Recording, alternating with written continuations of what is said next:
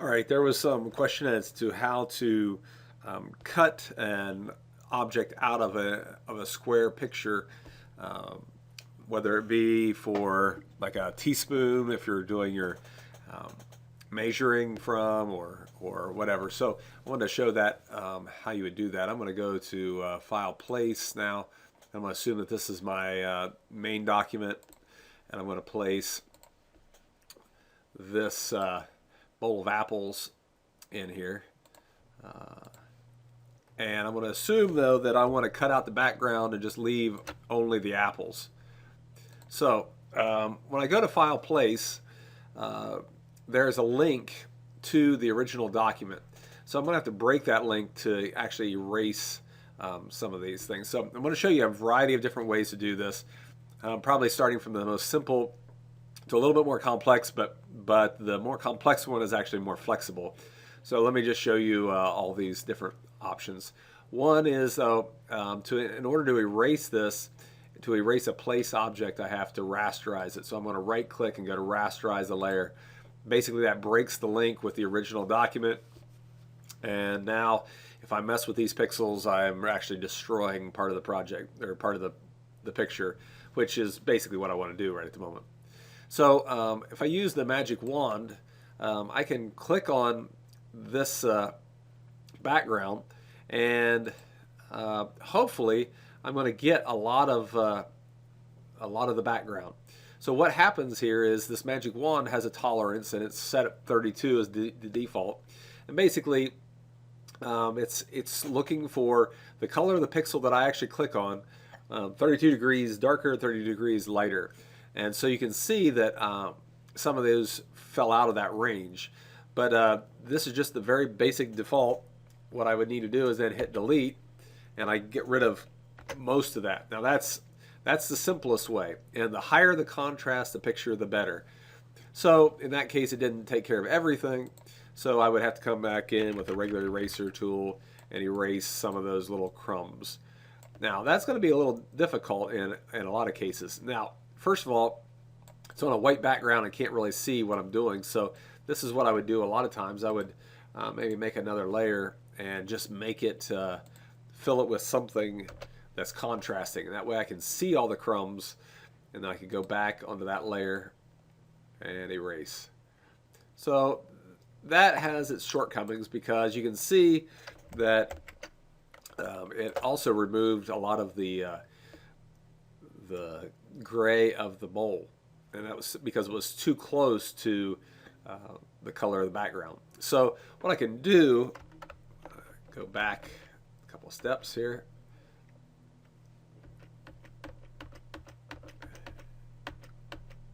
and back to original. You can see that that's probably what's going to happen. This gray here is very close to this highlights or the shine around the bowl. So it has its problems.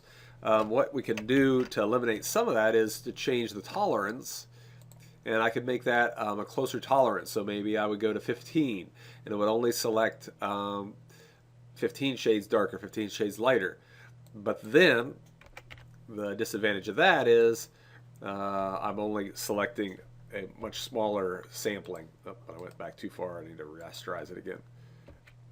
So now you can see that that's going to leave a lot of little crumbs, as I would call it, and I'm going to leave me with a lot of extra work. So that's one way. If you have a really high contrast picture, there's a lot of difference between the background and the foreground, then I would possibly do that way.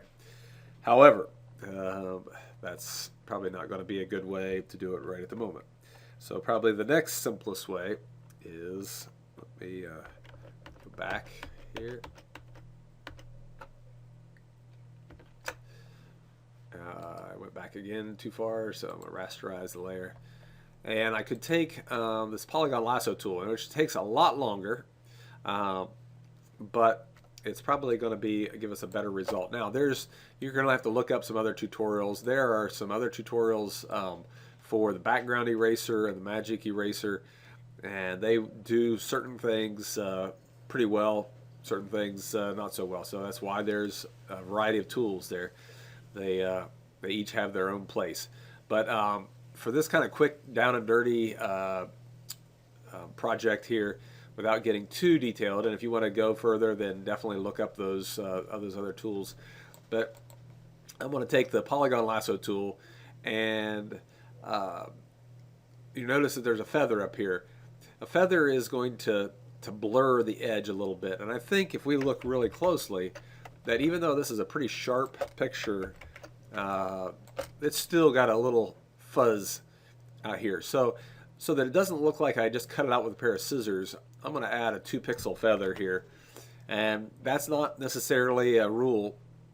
You just kind of have to, based upon the resolution of the picture, you may have to adjust that and just see how it goes. But what I'm going to do is, this is going to be time consuming, is I'm going to go around and click, click, click. Now this is a Polygon Lasso tool, so that means poly means many.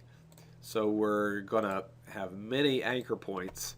And with that little feather, it's going to smooth it out and not going to make it look too jagged. If I take too big a swatch at a time, it's going to make it look like I cut it out with a big pair of scissors. But this is reasonably effective. Now, before I get too far along here, I may just want to go back and close this. Because if you click too fast, you will oftentimes automatically close the shape. And so it would go around here and then all of a sudden close up here, and it wouldn't, you would waste all your time. So I like to do this in just little chunks. So now I hit delete, and let's go ahead and put that colored background in there so we can definitely see what's missing. We can throw that away later.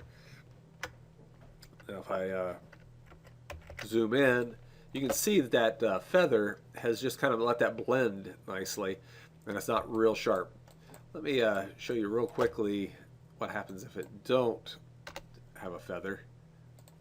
Click here, just a small section. If I hit delete, I need to switch back. So there's a difference. You may want that sharper edge, or you may want the little feathered. But so I just think it's just a lot of times it blends in nicely when you have that little bit of feather. Maybe I could have got by with just a 1-pixel feather, but I'm gonna stick 2 now since I've been doing it. So I would go around here.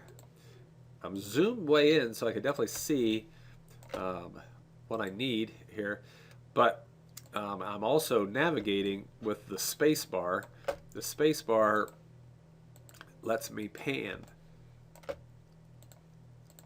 I apologize for my voice. I have a head cold here. So now this is a little tough, and that's why it was really tough for the magic wand to figure out where that edge was. So this is where you can really define that edge. Before I get along too far, just come back around here, close that shape, delete it, and Control D is deselect. So you kind of see where I'm going here. This has a lot of control, and I think if you were starting out, this is the technique I would use. Probably not the very best for accuracy, but for efficiency of time, and without getting too complex, because you already have a lot of different things on your plate that you have to learn. This would be probably my method, but I will show you the next one here in a second. I'll just go on around.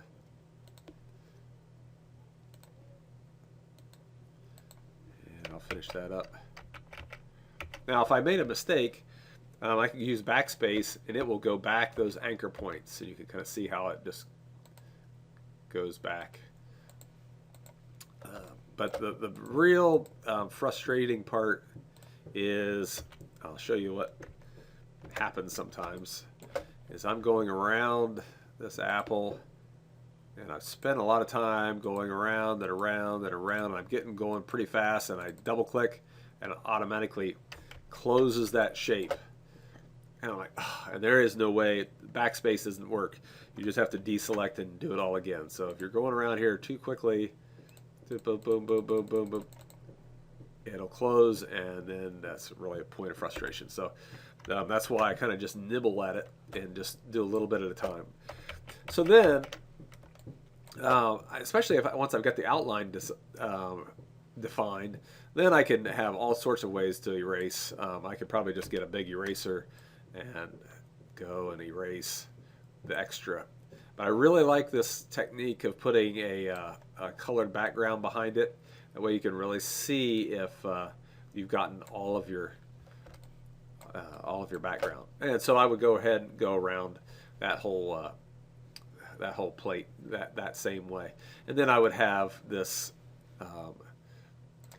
this picture that I could place anywhere, and it's void of the background. So then eventually I can get rid of this, and it'll blend in nicely. I can resize it then at that point, and I have that independent of the background. So I won't waste your time going all the way around. Okay, so there's another way that you could do it, and I'll just delete this real quick. Place another one here. This one would be really, really difficult because it's so white, and we would have a hard time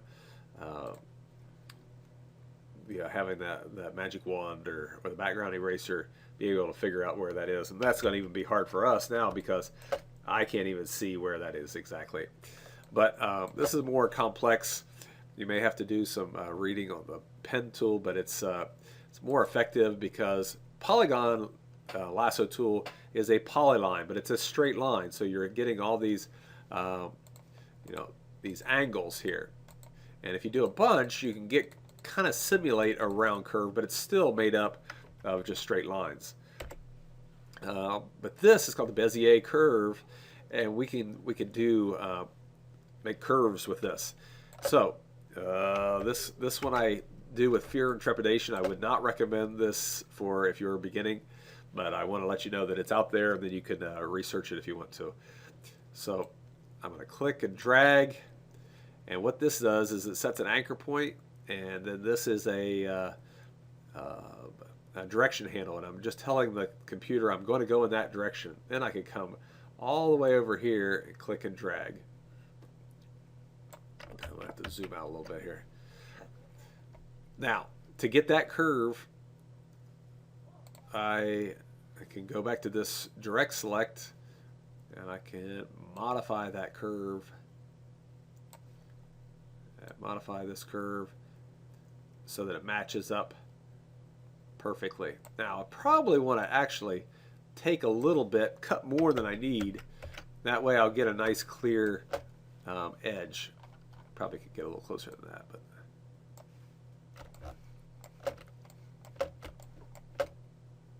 this is a point of frustration for a lot of people.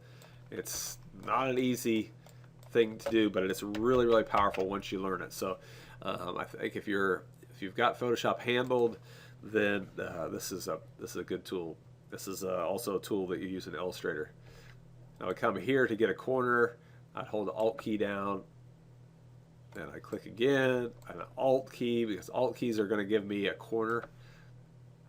And I'll come around. I'm just going to do this really fast. Alt again here.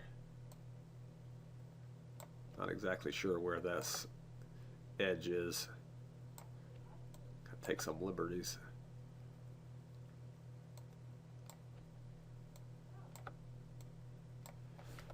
This is a whole nother bird. This is a whole nother concept because this is called a path. So we'll have this path that we'll have to modify then later. I'll come back and touch on that in a minute. I can do that later.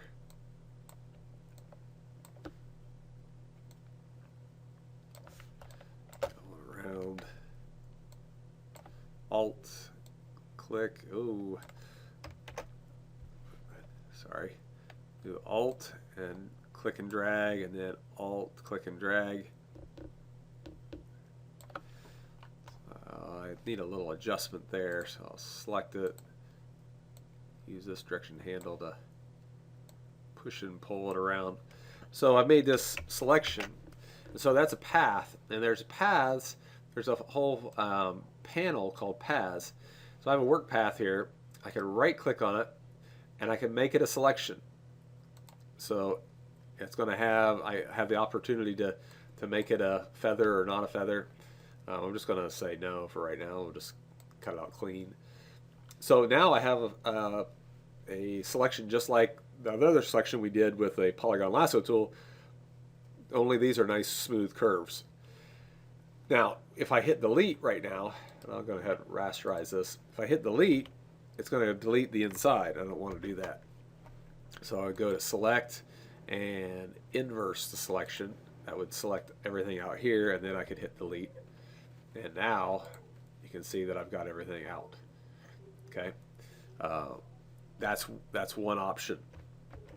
There's another option that is nice. If I go back and just select this, I can do something called a mask, and I know Donna and I were talking about this.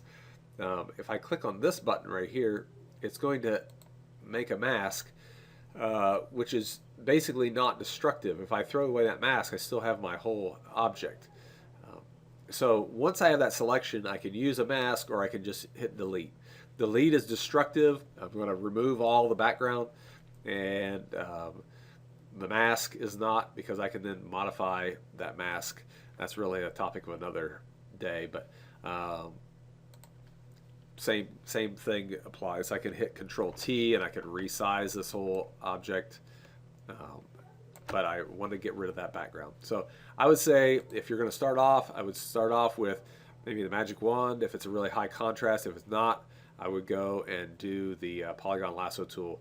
That'll probably be the quickest and most expedient. The pen tool is really powerful, but it takes a little getting used to, and you may want to read up on and check out some other YouTube videos on the pen tool to be able to utilize that really smoothly. Hopefully that's helpful.